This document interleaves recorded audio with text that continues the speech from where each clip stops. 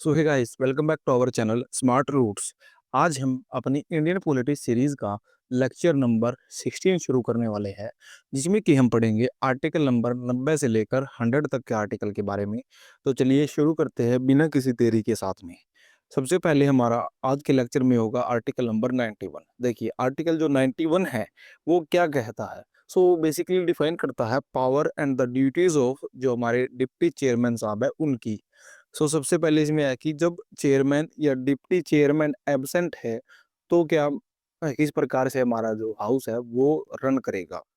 इसलिए हमारे chairman appoint 10 members as a panel of chairperson, 1 member preside house. वही जो चेयरमैन है वो अपॉइंट करते हैं 10 members as a panel of chairperson, जिनमें से कि आगे जाके कोई भी एक मेंबर हमारे हाउस को प्रेजाइड करेगा उनकी एब्सेंस में। वही डिप्टी चेयरमैन की एब्सेंस में वो एक मेंबर हाउस को रिप्रेजेंट करेगा या प्रेजाइड करेगा। President appoint someone else.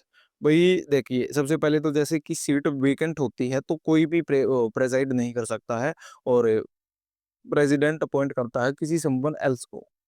ठीक है जी। एंड नेक्स्ट आता है पैनल ऑफ जो चेयरमैन है राज्यसभा में, वो है हमारी मतलब पीटी उषा। ठीक है जी, ये हो गया हमारा आर्टिकल नंबर 91 में।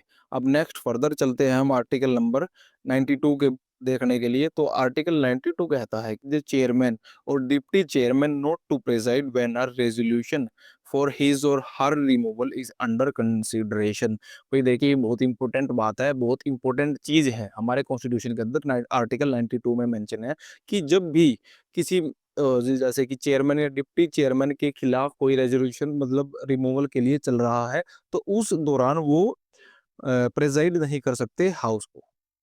उसके रिमूवल के जो रेजोल्यूशन के दौरान है वो हमारे हाउस को प्रेजाइड नहीं करेंगे।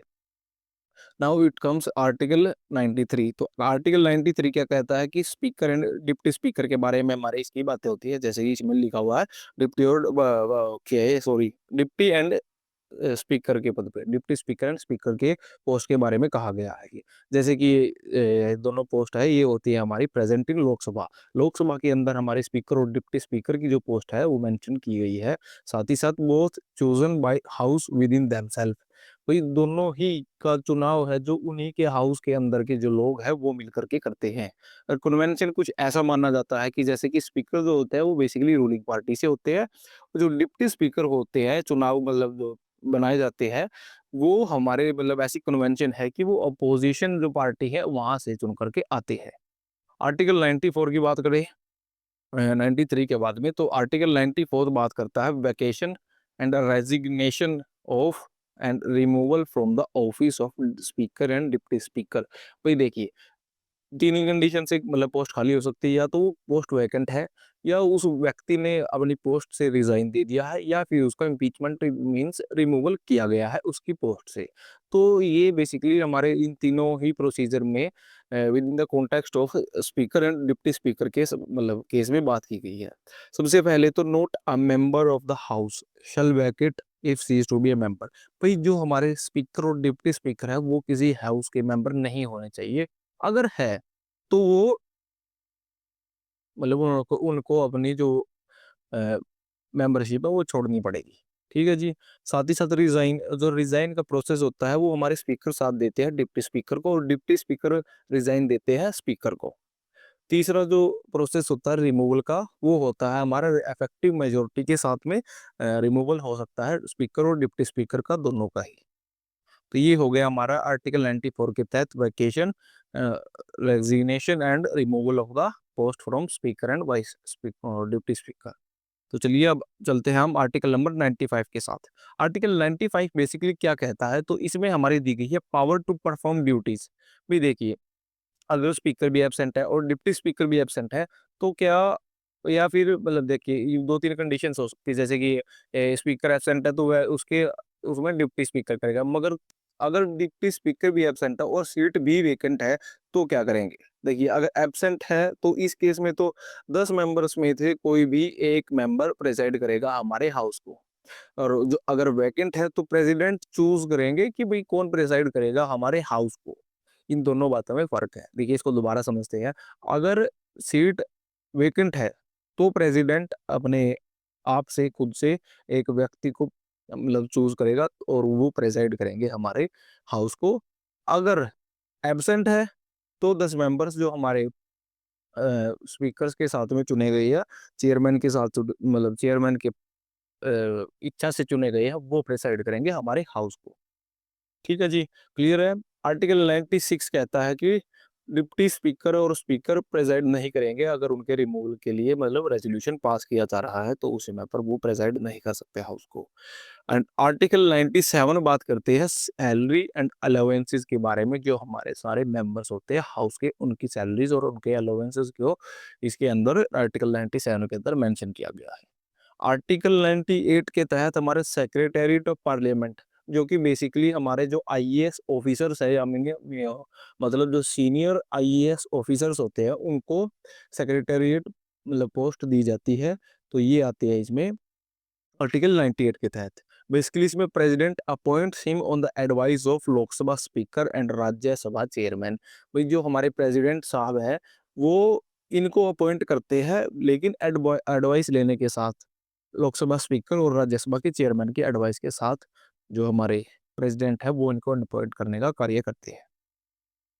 अब बात करते हैं हम आर्टिकल 99 के बारे में। तो आर्टिकल 99 कहता है कि ओथ एंड अफर्मेशन, भाई जैसे कि जो ओथ और अफर्मेशन का कार्य कौन कराएगा वो हमारे आर्टिकल 99 के अंदर मेंशन है, इसके तहत दिया गया है।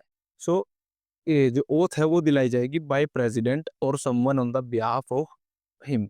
या तो प्रेसिडेंट दिलाएंगे उनको oath, या फिर प्रेसिडेंट अपने बिहाफ पर किसी एक मेंबर को या किसी एक व्यक्ति को रखेंगे कि उनको ओथ दिलाने के लिए। जैसे कि प्रेसिडेंट अपॉइंट कर देते हैं प्रोटेम स्पीकर। जनरली कन्वेंशन होता है कि जैसे जो सबसे सीनियर मोस्ट मेंबर है उनको प्रोटेम स्पीकर मतलब नियुक्त किया जाता है, पर ये ऐसा कोई मतलब कंपल्शन नहीं है। और ही perform oath ceremony on president behalf. जो प्रोटेम स्पीकर है वो हमारे जो प्रेसिडेंट साहब के जो कन्वेंशन मतलब बिहाफ पर ऐसे ओथ सेरेमनी परफॉर्म करवाते हैं। आर्टिकल 100 जो हमारा आज के लेक्चर का लास्ट आर्टिकल होगा तो उसमें बेसिकली क्या कहा गया है। सो इसमें है जो हमारी वोटिंग का कोरम है वो डेकोरम है वो मेंटेन करने की बात की गई है कि हाउस में किस प्रकार से वोटिंग का डेकोरम मेंटेन किया जाएगा। सो एट सबसे पहले तो वोटिंग एट फर्स्ट इंस्टेंस और कास्टिंग वोट का जो राइट है भाई इसमें देखो कोरम क्या होता है, minimum number of members to carry on proceeding. भाई इसके अंदर जो हमारा 15 या 20% का जो कोरम मेंटेन होना होता है, अगर वो मेंटेन नहीं होता है तो हमारी जो प्रोसीडिंग है वो आगे नहीं बढ़ाई जाएगी। अगर वो कोरम मेंटेन नहीं होता है तो प्रोसीडिंग वहीं की वहीं कैंसिल की जाएगी। जो प्रेसिडिंग ऑफिसर्स है वो मीटिंग को सस्पेंड कर देंगे विद इन मतलब विद द इमीडिएट इफेक्ट। ठीक है जी। सो आज हो गई हमारे ये आर्टिकल नंबर 100 तक की बात। एक बार क्विक रिवीजन करके हम चलते हैं इसको। देखिए आज हमने क्या क्या पढ़ा है। सो बेसिकली आर्टिकल 91 मेंशन करता है power and the duty of deputy chairman. उनकी क्या ड्यूटीज बनती है, जैसे चेयरमैन अपॉइंट करते हैं अपने एब्सेंस में 10 मेंबर्स की जो पैनल है और पैनल में से कोई एक मेंबर अपना प्रेसाइड करता है उनकी एब्सेंस में। साथ ही साथ आर्टिकल 92 कहता है कि वो उनके जो रिमूवल का जो प्रोसीजर होता है, रिज़ोल्यूशन होता है, उसके चलते हुए वह मतलब chairman or deputy chairman preside नहीं करेंगे हाउस को। डिप्टी स्पीकर और स्पीकर की पोस्ट दी गई है आर्टिकल 93 के तहत। और 94 कहता है vacation, resignation and removal from the post of speaker and deputy speaker. उसका क्या प्रोसीजर होगा तीनों चीज़ों का। एंड देन आर्टिकल 95 में हमारी पावर टू परफॉर्म ड्यूटीज दी गई है। 96 कहता है कि स्पीकर और डिप्टी स्पीकर प्रेजाइड नहीं करेंगे जब उनके रिमूवल की रेजोल्यूशन की बात चली हुई है। 97 हमारा वहीं सैलरीज एंड अलाउंसेस की बात करता है। आर्टिकल 98 में हमारा सेक्रेटेरिएट के बारे में बात की गई है। और वहीं आर्टिकल 99 में ओथ एंड अफर्मेशन की बात है। 100 वहीं कहता है कि वोटिंग का जो कोरम है वो मेंटेन होना चाहिए। तो चलिए आज के लेक्चर में हम इतना ही रखते हैं और आज के लेक्चर में आपने क्या-क्या सीखा वो आप ये पढ़कर जान सकते हैं। सो अगर आपको ये लेक्चर पसंद आया है तो इसको लाइक करें, अपने दोस्तों के साथ शेयर करें और चैनल को सब्सक्राइब करना कतई ना भूलें। एट लास्ट आप कमेंट करके ज़रूर बताएँ कि आपको हमारे ये वीडियोज़ या ये जो पॉलिटी की सीरीज़ है ये कैसी लग रही है। सो मिलते हैं आपके साथ नेक्स्ट वीडियो में, तब तक के लिए शुक्रिया।